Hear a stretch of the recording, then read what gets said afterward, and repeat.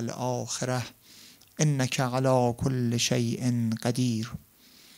يا أيها العزيز مسنا وأهلنا الضر وجئنا ببضاعة مزجاة فأوف لنا الكيل وتصدق علينا إن الله يجزي المتصدقين. يا أبانا استغفر لنا ذنوبنا إنا كنا خاطئين. قال الله الحكيم في كتابه الكريم أعوذ بالله من الشيطان الرجيم بسم الله الرحمن الرحیم و قل جاء الحق و زهق الباطل ان الباطل کان زهوقا. جهت تعجیل در ظهور آقا و مولامون صاحب الزمان صلواتی تقدیم بفرمایید. اللهم صل علی محمد آل محمد و عجل. عرض تبریک به مناسبت حلول سال جدید که اگر بر اساس برخی از روایات نوروز جز روزهایی باشه که مورد سفارش و توصیه اهل بیت باشه و اگر روایاتی که در این جهت رسیده اند مستند و درست و دقیق باشن، نوروز برای اهل بیت هم عید محسوب می شود و برای همه ما. عرض تبریک به محضر اون بزرگوار. بالاخره ما ایرانی هستیم و اهل بیت هم به آیین‌های ایرانی در کنار آیین‌های اسلامی توجه داشتن، بی توجهی نکردن و بعضی از ایرانی ها هم یه زمانی آبروی ما رو خریدن. لذا اهل بیت از ایرانیا خاطره خوب دارن الحمدلله. به زبان خودمون که ایرانی هستیم بالاخره به پدرمون و آقامون مولامون صاحب الزمان شروع بهار و شروع سال جدید رو تبریک بگیم، به محضرشون صلوات دیگری تقدیم بفرمایید. اللهم صل علی محمد و محمد و عجل فرج. انشاءالله ثواب و بهره ای از این محفل به روح همه درگذشتگان از محبین امیرالمؤمنین و دشمنان اون حضرت، به ویژه اموات جمع حاضر، به روح همشون ثوابی عائد و واصل بشود. صلواتی همراه با فاتحه قرائت بفرمایید. اللهم صل علی محمد و محمد و عجل. بسم الله الرحمن الرحیم الحمد لله رب العالمین الرحمن الرحیم مالک یوم الدین ایاک نعبد و ایاک نستعین اهدنا الصراط المستقیم صراط الذین انعمت علیهم غیر المغضوب علیهم ولا الضالین. بسم الله الرحمن الرحیم قل هو الله احد الله الصمد لم یلد ولم یولد ولم یکن له کفوا احد. اللهم صل علی محمد و آل محمد و عجل فرجهم. سلام علیکم و رحمت الله. سال نو همگی مبارک باشه. انشالله سالی پر از خیر و برکت در ذیل عنایات صاحب الزمان. دعای امیرالمؤمنین حضرت صدیقه سلام الله علیها، پدر هممون حضرت رسول صلی الله علیه و آله و سلم. انشالله این سال ظهور امام عصر علیه السلام باشه، آخرین بهار و آخرین فروردین دوران غیبت اون بزرگوار باشه و انشالله سال آینده همچین روزی تبریک واقعی به هم بگیم. انشالله ظهور اون حضرت رو و حضور اون حضرت رو انشالله. ما در این 4 هفته ماه رمضان یه خورده برخلاف رویه عمل کردیم و گفتیم که چون ایام خوبیه و خدا سفره مهمانیشو پهن کرده و ما همه بر سفره خداوند متعال همیشه مهمانیم در این ماه بیش از پیش، لذا یه خورده بر سفره روایات و فرمایش و بیانات اهل بیت علیهم السلام هم بیش از پیش مهمان باشیم. یه خود از اون حرفایی که خودمون یه وقتایی در میاریم و خودمون میزنیم از اونا نگیم، خود حرف حسابی بزنیم تو این 4 هفته. بله، لذا پناه بردیم به روایات اهل بیت علیهم السلام و روایات رو میخونیم. در 4 بخش بحثی رو من تنظیم کردم، البته بر محور بحث اصلی خودمون هست.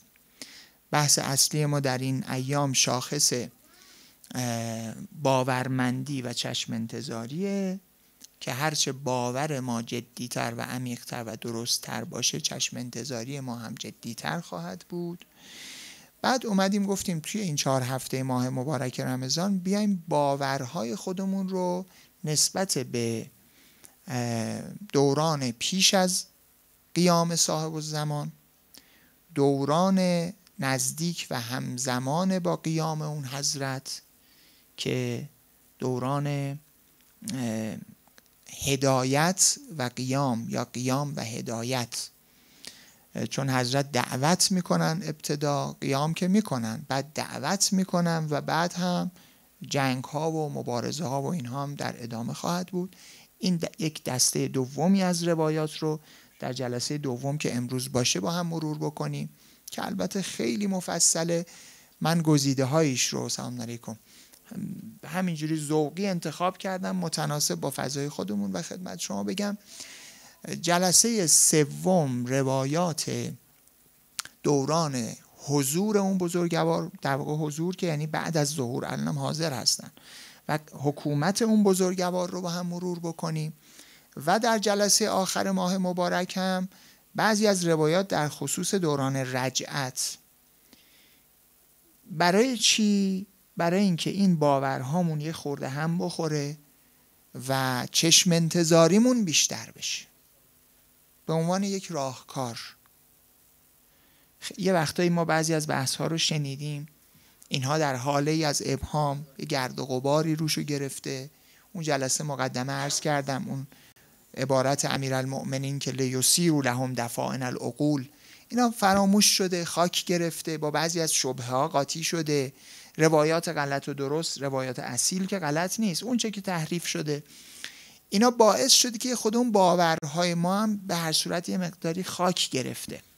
هم زدن اینها، دوباره نگاه کردن به اینها، خود فرمایش اهل بیت که سراسر نوره و اثر میگذاره رو قلب آدم و دل آدم، مرور اینها باعث بشود که ما یه خود احساس کنیم که ای عجب روزگاریه، الان چه دور زمانه بدیه، واقعا خیلی خرابه، ما حواسمون نیست. مثل ما که همش تو هوای آلوده تهران استشمام میکنیم، یادمون میره که این هوا خرابه. یه هفته که میریم مسافرت، الان جای مسافرها خالیه، یه سریاشون عتبات و یه سری مشهد و یه سری هم شهرهای دیگه نیستن امروز تو جمعمون. بعد که هوای آلوده برمیگردیم تو هوای آلوده میفهمیم عجب سمی رو ما داشتیم استشمام میکردیم، چه دودی رو ما داشتیم تنفس میکردیم و حواسمون نبوده. این که آدم بفهمه که خلاصه کجای کاره. لذا امروز به این اعتبار من یک سری از روایاتی رو که مال اون بحبوحه ظهور حضرت، قیام حضرت، اتفاقات قبل از اون، ناظر به اون جنبه ایش که دیگه حالا تلخیا و ناگواریاشو نمیخوایم بگیم، اوناشو یه خوردهشو هفته پیش عرض کردم. امروز که داشتم دوباره تورق میکردم روایات رو، دیدم که چه چیزایی رو خدا رحم کرده هفته پیش من ندیدم و نگفتیم، خیلی مفصله. اتفاقات ناگواری که قبل از ظهور امام عصر علیه السلام اگر امر غیبت حضرت همینجوری ادامه پیدا بکنه رخ میده. یه زمینه دیگه، یک در واقع نکته دیگه رو هم، مقدمه دیگه رو هم اشاره بکنم، بعدم روایات رو بخونیم دیگه. روایت میخونیم فقط و ترجمهش رو با هم میخونیم. نکته دوم این است که امروز چون بعضی از روایات اشاره به علائم قبل ظهور و حین ظهور حضرت داره، علائم دوران قیام حضرت داره، راجع به بحث علائم نکاتی وجود داره. اولا امر حضرت بغتتاً اتفاق می افتد اگر خدا بخواهد و اگر ما بخواهیم که خدا اجابت بفرماید. لذا خیلی از علائم میتونه اتفاق نیفته و حضرت ظهور بکنن. این علائم به این معنا نیستش که ما باید منتظر باشیم تا همه این علائم اتفاق بیفته بعد حضرت بیان. این توجه داشته باشیم. ما دعا میکنیم، از خدا میخواهیم انشالله خود صاحب الزمان در شبهای احیا در شب قدر امسال از خدا بخواهند و اون خواست حقیقی و جدی حضرت موجب ظهور حضرت بشود، هیچ کدوم از علائم هم اتفاق نیفتاده باشه. نکته دوم، بعضی از این علائم تکرار شده اند یا بعضی از اینها مال قبل بوده. بعضی از علما پیدا شدن بعضی از این علائم رو انطباق دادن، محکم و جدی وایسادن و اثبات سعی کردن بکنن که این علامت اینجا که گفتن جسر مثلا کوفه یا بغداد خراب می شود، این الان که این پل فرو ریخت، این منظور این علائم قبل از ظهور حضرت بود. 500 سال 400 سال الان از اون موقع گذشته، هنوز این اتفاق نیفتاده، بارها اون پل خراب شده. لذا بعضی از روایات تکرار می شوند، اتفاقات تکرار میشه، بعضی اتفاق افتاده، بعضا تو بعضی از روایات دست برده شده.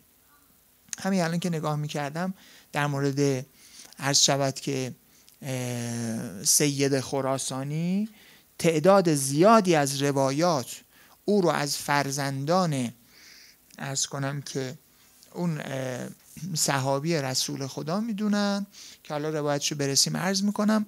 یه روایت او رو از بنی امیه، از فرزندان امیه یا فرزندان عباس، یه روایت. بعد خود بزرگوار تو این کتاب اثبات میکنن که پس اون روایت توش دست برده شده. لذا ببینید اینها، ما امروز از منظر علائم قبل از ظهور به این قصه نگاه نکنیم.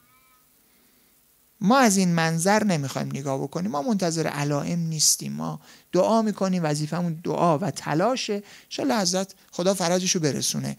از اون منظر نگاه میکنیم که چه اتفاقات زیبایی میافتد وقتی ظهور حضرت رخ میدهد، وقتی این لشکریان حرکت میکنن، وقتی دسته دسته گروه ها به دعوت صاحب الزمان رو اجابت میکنن و به سمت اون بزرگوار حرکت میکنن.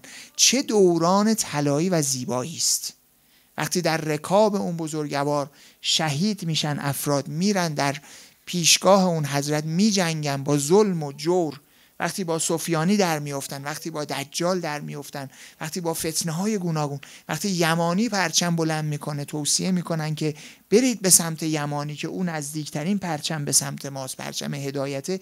چه دوران طلایی و زیباییه. بعد چرا ما منتظر نباشیم؟ چرا این باور زیبا در ما تقویت نشود و ما روز به روز چشم انتظارتر نشویم؟ از این منظر میخوایم نگاه کنیم به روایات رو.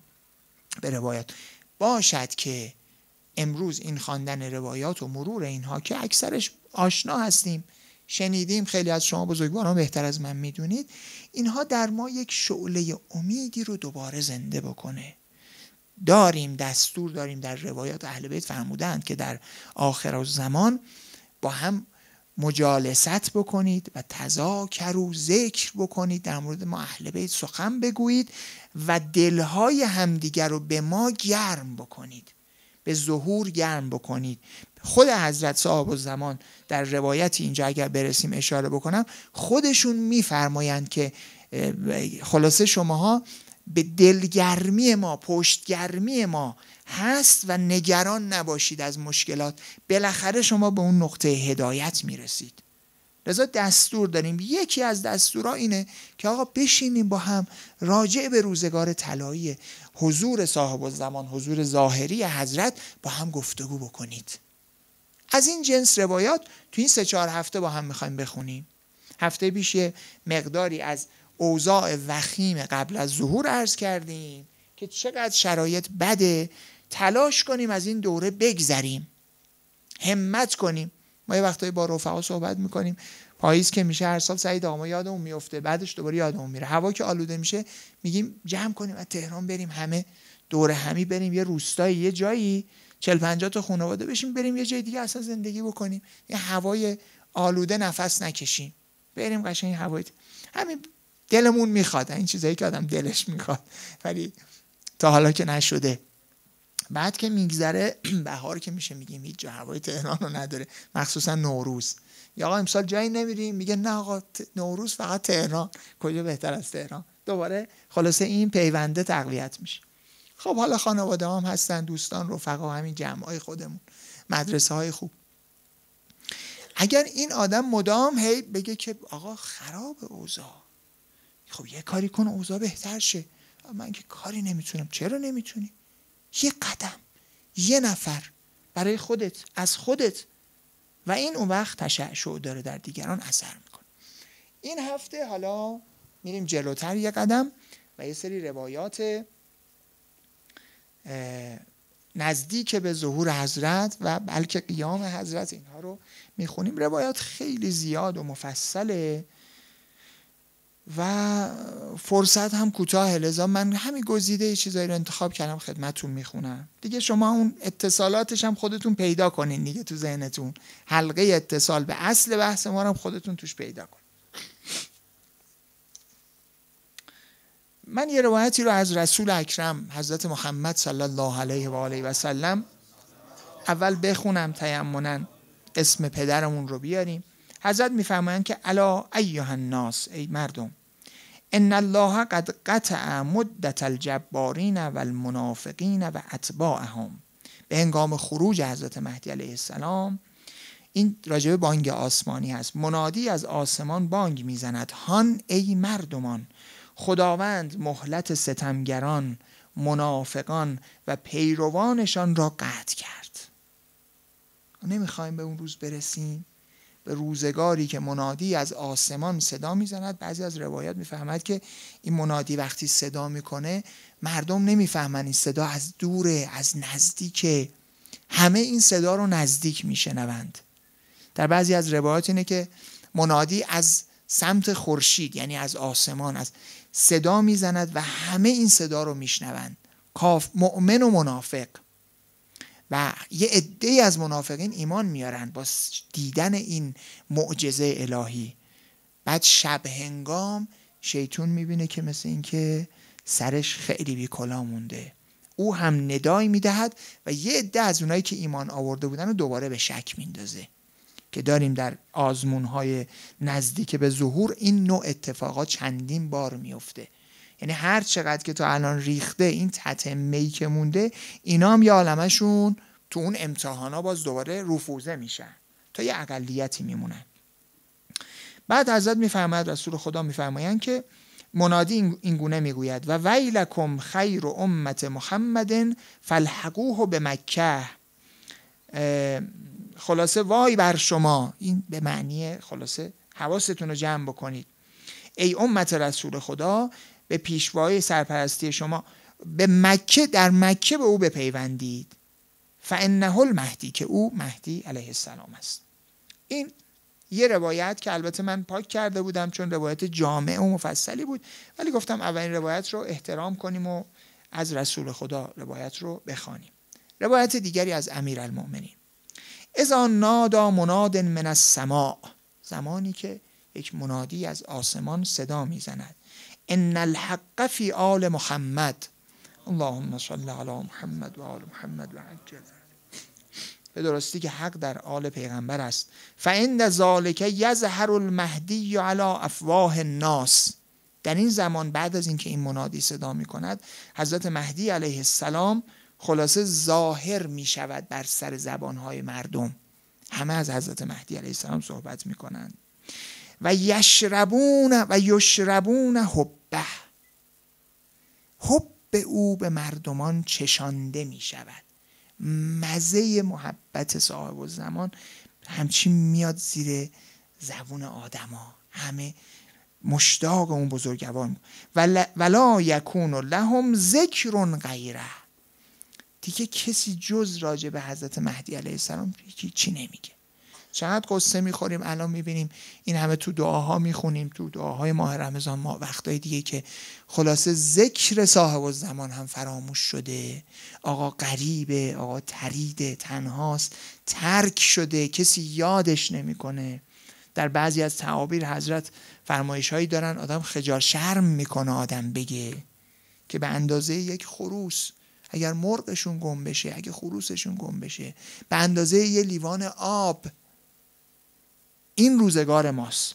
بعد اون وقت بعد از اینکه این صدای منادی بلند می شود، حضرت امیرالمؤمنین میفرمایند که لا یکون لهم ذکر غیره، دیگه غیر از راجع به صاحب الزمان کسی از حرفی نمیزنه، همه فکر و ذکرشون حضرت مهدیه.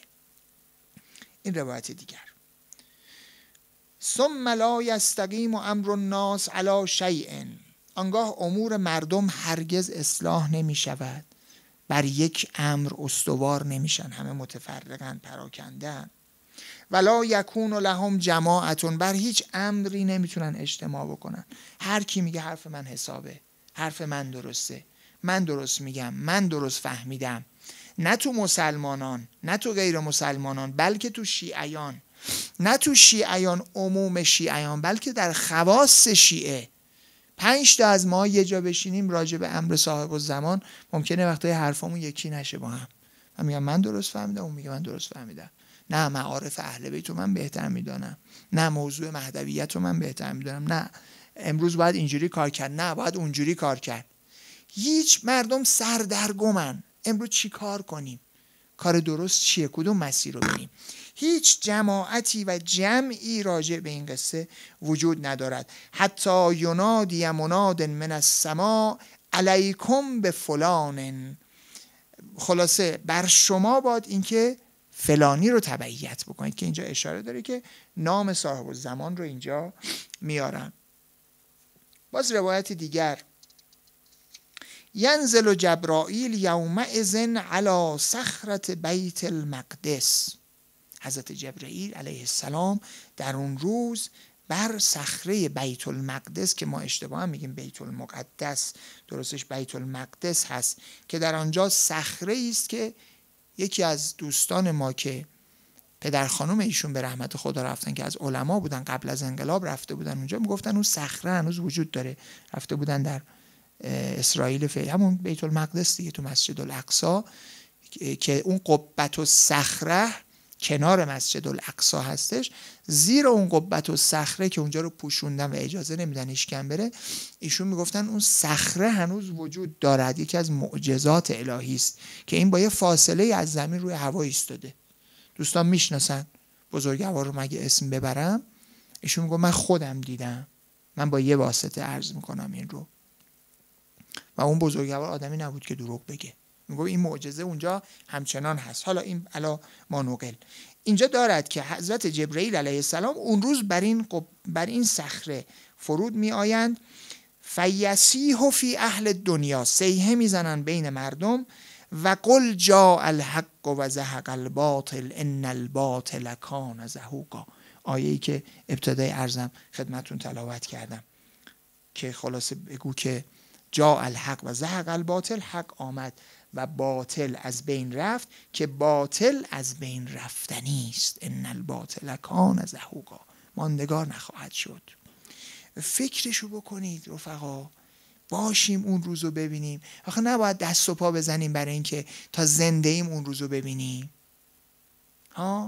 یعنی خوشمزه تر از این چیزی هست که آدم به خاطرش بخواد تلاش نکنه، بگه اینو ولش کن، حالا برم دنبال مدرک دانشگاه، اینو ولش کن، حالا بذار برم فلان دنبال کاسبی، ولش کن، حالا بذار برم دنبال تفریحم، بذار برم اون خونه رو فعلا بسازمش، این ماشینه رو برم فعلا. خدا حفظ کنه یکی از نزدیکان ما بچه بودیم، ایشون جوان بود، گفتش که این زنه رو من باید بگیرم. دیشب رفته بودیم عید دیدنی، منظرشون 23-4 سالش بود، میخواست ازدواج کنه. پدرش هم خیلی سال قبل‌تر فوت کرده بود، همت کرده بود، خیلی زودم ازدواج کرده. اتفاقا این زنه رو باید بگیرم. حیف نیست مگر اینکه آدم بیاد چیکار کنه، همه اینا رو بذاره تو این مسیر. یعنی آدم زحمت داره، یعنی اون مایندست رو باید کاملا عوض کرد، یه جور دیگه باید کار بکنه. لنزا باید تغییر دیگه، اساتید رسانه باید بگن همه این سیستم اصلا باید یه جور دیگه ببینه این تصویر رو. سناریو باید عوض شه، فیلم نامه باید عوض شه، بازیکن‌ها بازیگرها باید همه عوض شن، یه جور دیگه صحنه باید یه جور دیگه چیده بشود. یعنی حرکت میکنم برای اینکه میخواهم باشم و ببینم زمانی رو که حضرت جبرائیل علیه السلام از بالای اون صخره فریاد میزند که وقل جاء الحق و زهق الباطل ان الباطل کان زهوقا. همه مردم عالم این صیحه رو میشنون، همه میگن این مهدیه. میخوام اون روزو ببینم، حالا یا میبینم یا نمیبینم، انشالله که هستم و میبینم، ولی برای اون زندگی میکنم. اصلا کل زندگیمو برای اون لحظه من میچینم. سال 9 شد دیگه، پرده های خونم هم که وا میکنم، پرده تمیز میزنم، میگم یا صاحب الزمان، این دارایی که تو به من دادی میخوام اینو زیبا نگه دارم. میخوام این زندگیم تمیز، چون تو آدم تمیز دوست داری، نه که چون حسین قلی جعفر رو نمیدونم سکینه خانم میخواد عید دیدنی بیاد خونه ما آبروم میره اگر کثیف باشه، حرف در میاد برام. نه، چون صاحب الزمان اوست که اینو به من داده، صاحب این جهان اوست، صاحب این داره. اصلا همه چیه زندگی باید عوض بشود. چی میپوشم، چی میخورم، چی میگم، کجا میرم، کجا نمیرم، کجا عصبانی میشم، کجا لبخند میزنم، کجا دست و دلباز میشم، کجا میبخشم، کجا نمیبخشم. همش برای صاحب الزمان. که بابا بگی بیا صاحب الزمان، داریم تلاش میکنیم، منتظر اون لحظه ایم که حضرت جبرئیل علیه السلام صیحه برآورد و شما از بند غیبت آزاد بشین. حالا ما هم این کنار این دونه ها رو که میپاشن، این گنجشک‌ها میان میشینن ازش، بذر رو که میپاشن تو مزرعه، گنجشک‌ها میان دونه های خودشون رو برمیدارن دیگه. تو بیایی و بذر عدالت رو بپاشی، بذر هدایت رو بپاشی، اهل بیت از این غیبت خارج بشن، از این غربت در بیان، اینجوری نگاه بکنه. این زندگی چجوری میشه؟ خدا وکیلی چجوری میشه؟ اینا میشه راهکار. حاج امیر آقا اینا میشه راهکار. من اینجوری فکر میکنم. لذا هی باید نشست اینجا رو دستکاری کردیم، ذهن رو هی باید روغنکاری کرد، این پیچ و مهرا رو شل و صفر کرد، هی این قطعا رو باز کرد. بس این بچه ها، حالا علی ما امروز گفتش که از من مثال میزنین، اگه بیام گفتم اگه بیای میزنم، حالا که نیومده ولی مثال رو بزنم. بچه ها امروز کمن، اکثرشون مسافرتن. لگو بچه ها بازی میکنن، لگو خیلی دوست دارن دیگه. بخوای باش کادو بخری، هر چی بخوای بگی میگه یه لگو بخر.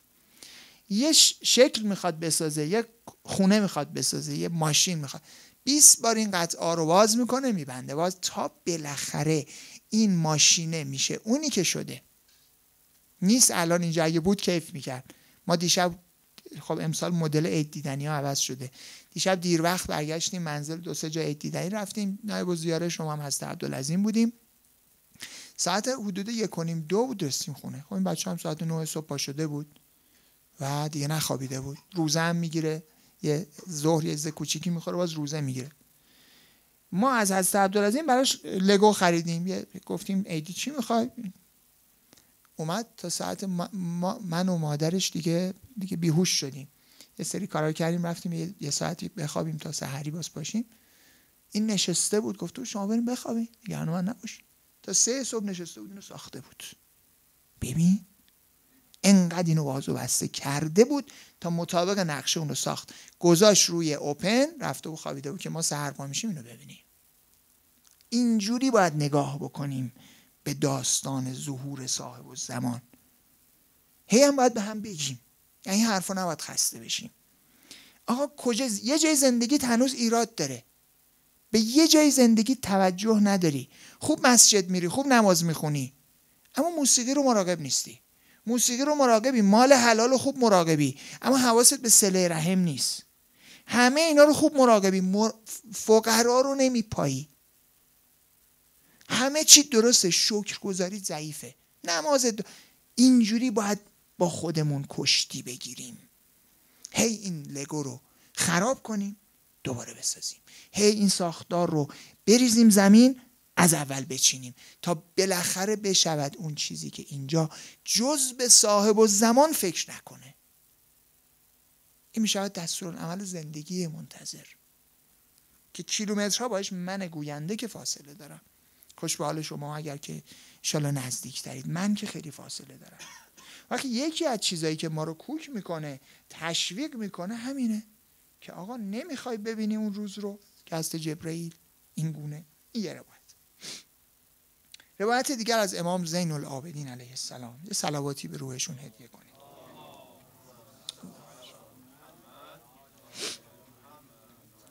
باز اینجا به آیه دیگری اشاره می‌فرمایند حضرت، والله ان ذالک فی کتاب الله، قسم به خدا که این داستان منادی ندای قبل از ظهور حضرت در کتاب خدا آمده است. لبین حیث یقول، خیلی روشن اونجایی که می‌فرماید واستمع یوم یناد المناد من مکان قریب. شنیدین این آیه رو؟ یوم یسمعون الصیحة بالحق ذلک یوم الخروج، جزو آیاتی است که در مورد امام عصر علیه السلام تفسیر می شود. بعد حضرت میفرمایند که حالا ترجمهش رو البته آشنا هستید: به خدا سوگند این مطلب در کتاب خدا آمده است، آنجا که میفرماید گوش فراده، هنگامی که منادی از نقطه نزدیکی ندا سر میدهد، آن روز به حق آن صیحه را میشنوند، همه میشنوند که آن روز روز خروج است. بعد حضرت میفرمایند در روی زمین احدی باقی نمیماند جز این که در برابر این بانگ آسمانی خاضع و منقاد میشود.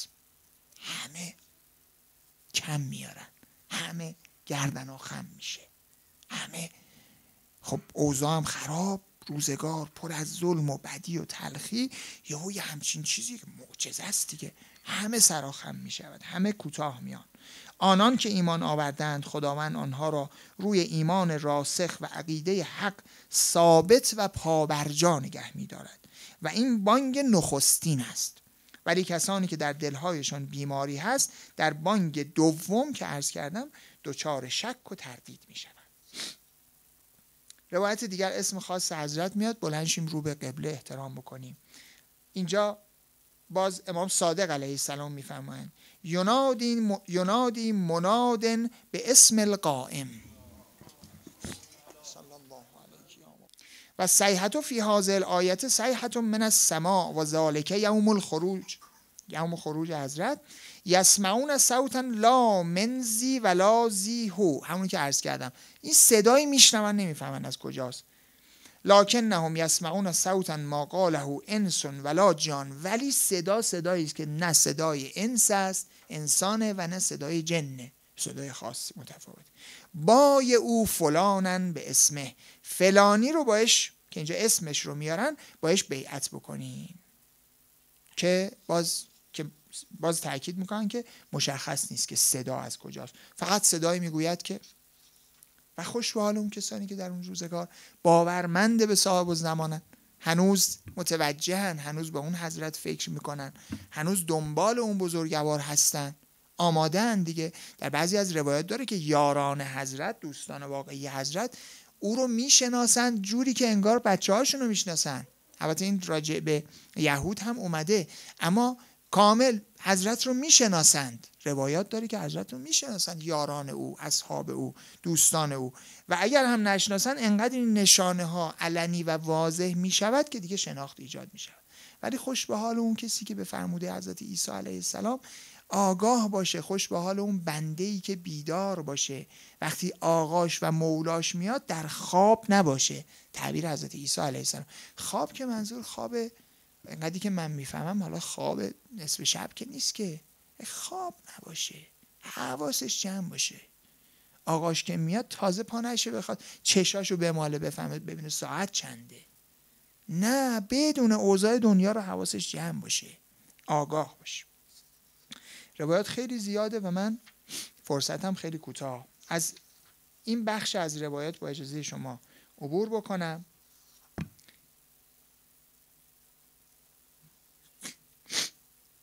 بله، اینجا عبارتی از انجیل هست که باز ازش میگذریم.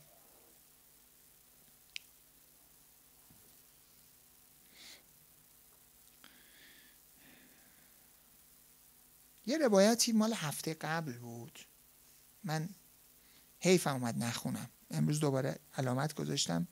یه دستورالعمل به ماست به نظرم، که قبلا هم مشابهش روایاتی رو راجع به تقیه و اینا اشاره کردیم. حالا این روایتم من به فهم خودم به نظرم اومد که اینجا با هم مرور کنیم. باز این روایت از حضرت محمد صلی الله علیه و آله و سلم هست.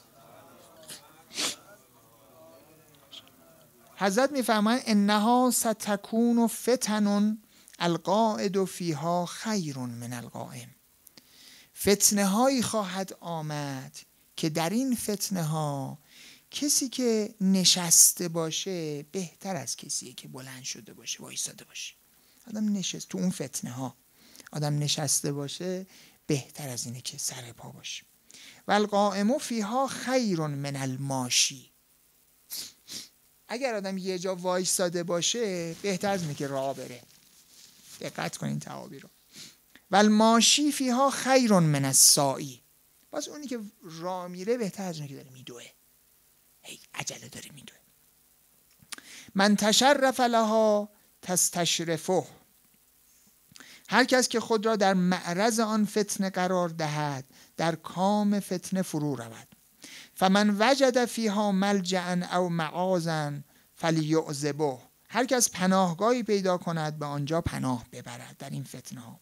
فاذا وقعت فمن کان له ابل فلیلحق بابله، وقتی این اوضاع خراب اینجوری فتنه ها زیاد شد، اگه کسی شتری داره ملحق به همون شترش بشه. من ندیده بودم مشابه این روایت اینقدر شدید و اینقدر صریح. و من کان له غنم فلیلحق بغنمه، اگه کسی گوسفندی داره همون گوسفندش ملحق بشه. سر و صدا که نداره که گوسفند سرش با این همجوری زندگیشو داره میکنه، نه به کسی شاخ میزنه نه به کسی گیر میده، نه قصد هدایت همه جامعه بشریت رو داره، سرش تو آخر خودشه. ظلم هم به کسی نمیکنه، بدی هم نمیکنه، مسیر درست زندگیشو پیش میره، رو فطرتش حرکت میکنه. ها گوسفند مثل گوسفندا. و من کان له ارض فلیلحق به ارضه، کسی ای زمینی داره به زمینش بچسبه. و من لم یکن له شیء فلیعمد الی سیفه فیکسره به حجر، اگر هم کسی چیزی نداره شمشیری داره شمشیرش هم با سنگ بزنه بشکنه. این شمشیرم نکشین، سر و صدا نکنید. آدم زندگی که میکنه، من که نمیتونم بر اساس این روایت بگم آقا پس آقا رسول الله فرمودن که هیچ کاری نکن، من بچه‌م چی نمیکنم، راهنمایی نمیکنم، آقا فرمودن که هیچ کاری نکن. آقا من به رفیقم رسیدم روایت از اهل بیتم براش نمیخونم، پس این جلسه ما چیه؟ سلام علیکم و رحمت الله. ببین روشنه، یعنی آقا در اون روزگار فتنه خودتون رو ولا تلقوا بایدیکم الی التهلکه، خودتون رو تو درد سر نندازید. تا وقتی یه گوشه‌ای داری کارتو میکنی، وظیفتو انجام میدی درست، بی سر و صدا، اثر بخش، بدون شلوغکاری، تو مسیر این روایت داری حرکت میکنی.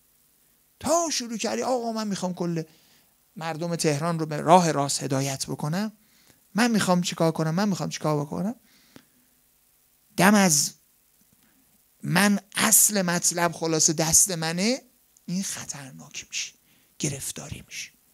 وگرنه همه رفقا اینجا الحمدلله کار فرهنگی میکنن الحمدلله، اما کار فرهنگی که این در واقع فاکتورها توش لحاظ میشود، این آیتم ها، این در واقع ویژگی ها رو لحاظ میکنه، پاس میکنه، اینا تیکه اینا بغلش میخوره. و من کان له ارض فلیلحق به ارضه و من لم یکن له شیء، شمشیرشو بشکنه. ثم ینجو اذا استطاع النجا، و هر وقت بتواند از مهلکه بگریزد. هر جا هم خیلی دید اوضاع ناجوره فرار بکنه، از مهلکه بره.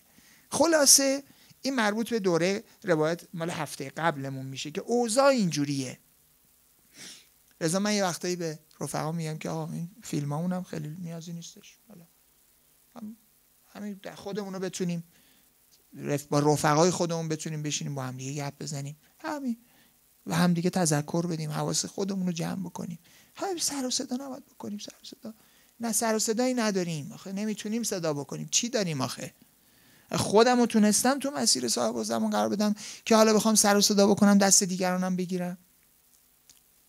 خب بگذاریم یه چند دقیقه دیگه، 4-5 دقیقه دیگه خستتون بکنم و انشالله توسل بکنم.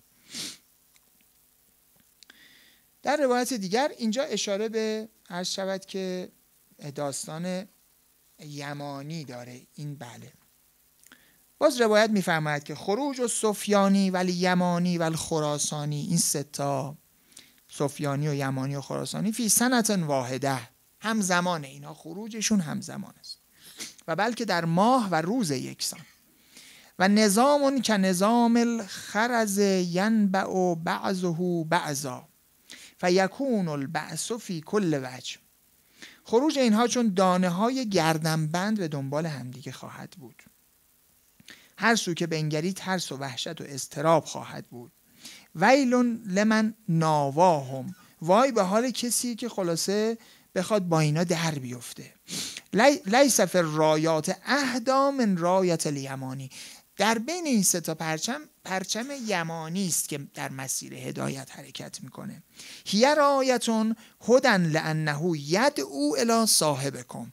این رایت و پرچم هدایت است چون او شما را به سمت صاحبتان دعوت میکند. فاذا خرج الیمانی حرم بیع السلاح علی کل ناس. خرید و فروش اسلحه رو برای مردم او تحریم میکنه، اسلحه خلاصه ممنوع میشود. اذا خرج الیمانی فانحز الیه، به سمت او برو. فان رایته رایت هدی، پرچم هدایته. ولا یحل لمسلم ان یلتوی علیه، بر هیچ مسلمانی جایز نیست که در برابر او بایستد. فمن فعل فهو من اهل النار لانه یدعو الی الحق و الی صراط مستقیم. دعا کنیم خدایا یمانی رو برسون.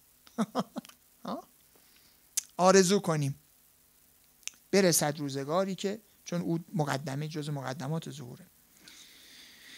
باز در روایت دیگر میفرماید که تلتقی فی الشام ثلاث رایات، سه تا پرچم در شام با هم تلاقی پیدا میکنن، با هم مواجه میشن و مقابل میشن.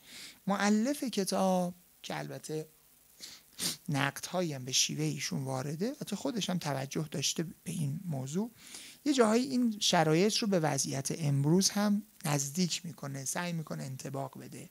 مثلا میگه امروز وضعیت سوریه رو ببینید، وضعیت شام رو ببینید در این سالها، ببینید چگونه فتنه های اسرائیل از یه طرف، ترکیه از یه طرف، کجا یه طرف، شوروی از یه طرف، مثلا داعش یه جور، هم اصلا یک اوضاع و یه قدر اینها رو به هم ارتباط میده که حالا ما پرهیز میکنیم از این کار، ولی روایات اومدن که ما چشممون باز باشه، بالاخره ببینیم، حواسمون جمع باشه، ولی اینکه بگیم 100% اینه، نه، پرهیز باید بکنیم.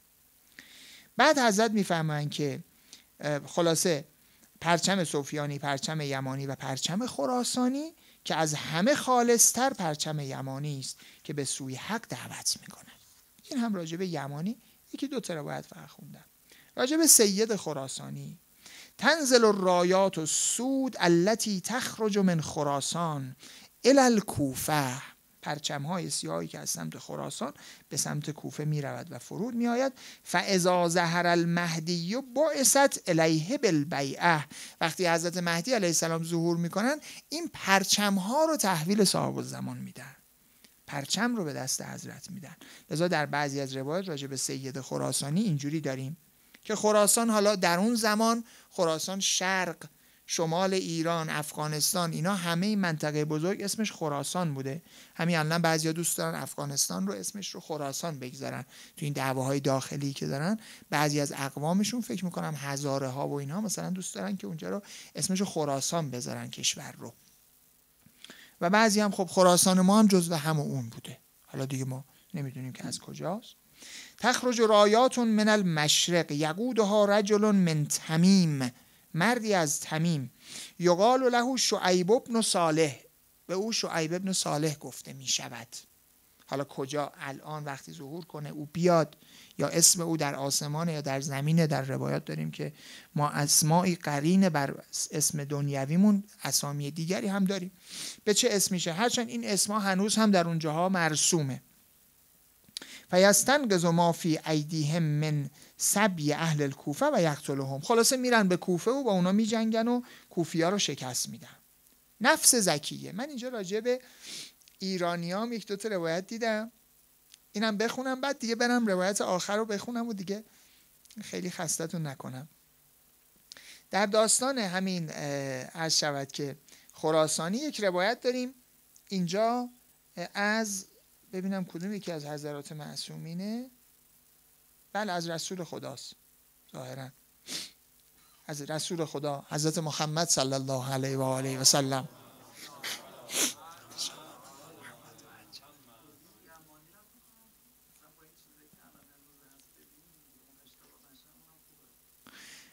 آها بله الان خب یه گروه یمانی هستن که سالهاست اینها دارن فعالیت میکنن، خصوصا در عراق، یعنی مرکزیتشون ها مهدی عراق دیگه، درسته؟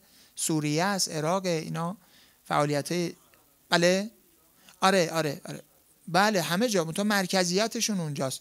ما اون سالهایی که مالزی بودیم 13-14 سال پیش، یه دوستانی اونجا داشتیم شیعیان اونجا بودن که خیلی هم مخفیانه زندگی میکردن، چون اونجا تشیع جرمه، اظهار تشیع جرمه. یه سری اینا ما رفیق شده بودن، یه مقطعی دوتاشون خیلی بچهای علاقمند و پرکاری بودن، دوتا جوون بودن. بعد این دوتا خیلی پای کار بودن، خیلی علاقمند بودن، می اومدن و ما هم بر بچهای خودمون یه عده جمع شده بودیم، آروم آروم تو دانشگاه هم دیگه رو پیدا کرده بودیم. اینا هم فهمیده بودن ما ایرانییم، رفیق شده بودن با. بعد از یه مدتی دیدیم اینا نیستن.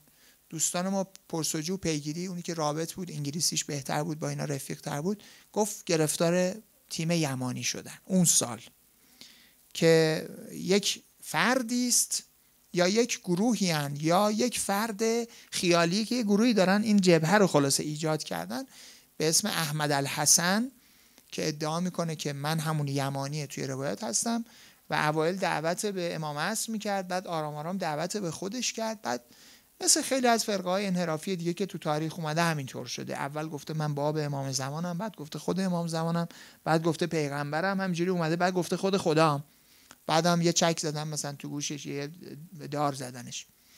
و این الان یه فتنه بزرگیه و دوستان میدونن، حالا آقا مهدی گفتن اشاره کردم. خلاصه یمانی مراقب باشید، این یمانی او سوء استفاده از این اسم داره میکنه، کما اینکه متمهدیان در طول دوران غیبت 1000 خورده ای سال خیلی وقت گفتن ما مهدی هستیم، از این اسم سوء استفاده کردن و یه جماعتی هم دنبال خودشون کشوندن. و فتنه یمانی الان فتنه بزرگی است، خودش یکی از فتنه‌های دوران غیبت صاحب الزمانه. به شدت مراقب، استدلال‌های قوی میارن و تو این مسیر، شاید بدونین شما حتما شاید برخورد کردین، تو مسیر 40 اینا اونجا هستن، مفصل فعالیت میکنن، خیلی قشنگ میان جلو با شما راجع به امام حسین، راجع به امام زمان خیلی قشنگ صحبت میکنن، حرفایی میزنن، رفتن مغز بعضی از این روایات شیرین ما رو پیدا کردن، در آوردن و جذب میکنن آدما رو. بعد که یه خورده بایشون نشست و برخاست میکنی، بعد میبینید که نه، این خلاصه داره دعوت به چیزی غیر از صاحب الزمان میکنه، که اینا یمانی هایی هستن که دروغینن. حالا این دو تا روایت رو بخونم دیگه، وقت تمامه، و اون عبارت از انجیل یا تورات اونم اگه بشه بخونم و دیگه تمام. اینجا حضرت راجع به ما دو تا فرمایش دارن، یکیش از امیرالمؤمنین، یکیش از رسول خداست. میفرمایند یوشک ان تملأ ایدیکم من العجم، به یاران خودشون میفرمایند نزدیک است که دستهایتان از عجمها پر شود. ثم یجعلهم الله استن لا یفرون، است جمع اسده، و خداوند اونها رو شیرمردانی قرار میدهد که از برابر دشمن فرار نمی کنن و با قاطعیت تمام با دشمن می جنگن و به اموالشون هم طمعی ندارن. جزو ویژگی هایی که حضرت راجع به عجم، یک کتابی بوده که رفقای ما راجع به کلمه عجم و خلاصه فارسی ها و اینها، یک کتاب مجموعه روایاتی که راجع به اینها صحبت شده، نمیدونم دیدین یا نه، کتاب جالبیه که اهل بیت راجع به خلاصه ما چی گفتن. حالا ما که مدیون حضرت سلمانیم، بله، و ایرانی هایی که اون زمان خلاصه آبروی ما رو خریدن، انشالله ما هم موجب آبروی اهل بیت علیهم السلام باشیم. و صاحب الزمان هم همینطور که اینجا پیغمبر و امیرالمؤمنین افتخار میکنن، تعریف میکنن، انشالله صاحب الزمان هم افتخار، که به من روسی‌ها که قابل افتخار نیستم، ولی یه کوچولو دلگرمی باشه که بگن آره خلاصه این ایرانیان بچهای بدی نیستن، این فارسا هم خلاصه دوست دارن که کاری برای ما بکنن. باز روایت دیگر اینم انتخاب کردم که بگم که امیرالمومنین میفهمن لتضربنکم الاعاجم علی هذا الدین عودا، به زودی عجمها برای بازگشت شما به دین با شما خواهند جنگید، کما ضربتموهم علیه بدعا، همونطور که شما اول کار با اینها جنگیدید. لیملأن الله ایدیکم من الاعاجم، خداوند دستهای شما را از آنها پر می کند. لیسیرن اسدا لا یفرون، خلاصه شیرهایی هستند که فرار نمی کنند. که اینجا این روایت رو این بزرگوار اشاره به در واقع داستان سید خراسانی آوردن، که در روایت هم داریم که از ایرانی ها اصحاب صاحب الزمان هستند و اینها. در مورد نفس زکیه روایت انتخاب کرده بودم خدمتتون بخونم. این بله یکیشو میخونم و این عبارت پایانی رو از این انتخاب کردم چون از بیانات و فرمایش های خود صاحب الزمان علیه السلام هستش به شیخ مفید. حضرت فرمودن و آیتون اعرابش ایراد داره، آیتون حرکتنا من هذه اللوسته حاد. بذارین ترجمه شو بخونم. در این فتنه و آشوب، چون طولانی هم هست، نشانه ای از جنبش و حرکت ما وجود دارد و آن عبارت از رویدادی است که در حرم امن الهی به دست منافقی پلید که سفیانی باشد و تبهکار روی می‌دهد، خون حرام را می‌ریزد، که اینجا داستان نفس زکی است که از سادات هستش، و بر مؤمنان حیله می‌ورزد ولی به هدف اصلی خود نمی‌رسد، زیرا پشت آنها با دعای ما گرم است.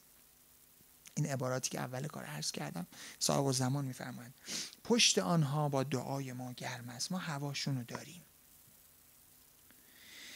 که هرگز از درگاه خدای آسمان بر نمی، که دعای ما هرگز از درگاه خدا بر نمیگرده. ما اگه برای کسی دعا بکنیم این دعا بر نمیگرده. چقدر باید دست و پا بزنیم در این ماه مبارک رمضان، در این شب قدر پیش رو، که یا صاحب الزمان یه دعایی هم برای ما بکنید. در سجده های خودتون، در شب زنده‌داری های خودتون نگاه به روسیاهی ما و آلودگی ما نکنین، نگاه به بدی ما نکنین، نگاه به آقایی خودتون بکنین. برای ما هم یه دعایی بکنید که حضرت فرمودن دعا میکنن که اگر نبود لنزل بکم اللعوا و استلمتکم الاعدا. اگه ما دعاتون نمی کردیم پدرتون در می اومد، دشمن پدر شما رو در می آورد. اینی که من و شما میایم اینجا راحت میشینیم نفس میکشیم از صاحب الزمان صحبت میکنیم، دعای اون حضرت. وگرنه روزگار رو شما نگاه بکنید چه تضمینی وجود داره. نه فقط گرفتاری ها و بلاهایی مثل جنگ و قتل و غارت، چه تضمینی وجود داره که دین و باور من سالم بماند و مثل امروزی در سال 1403 هنوز بتونم روایت بخونم از صاحب الزمان صحبت بکنم. دعای حضرته که فرمودن اگر نبود بیچاره می شدین.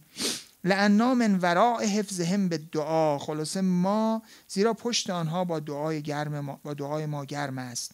دلهای دوستان ما با آن گرم و مطمئن است، اگرچه حوادث جانگدازی روی خواهد داد، ولی فرجام کار با لطف خدای منان به نیکی به پایان خواهد رسید تا هنگامی که مؤمنان از گناهان پرهیز نمایند. یه اخطارم دادن، فرمودن که خلاصه والعاقبت لجمیل صنع الله تکون حمیدتا مجتنبو، یعنی مادام اجتنبو، تا زمانی که اجتناب کنن المنهی عنه من الذنوب.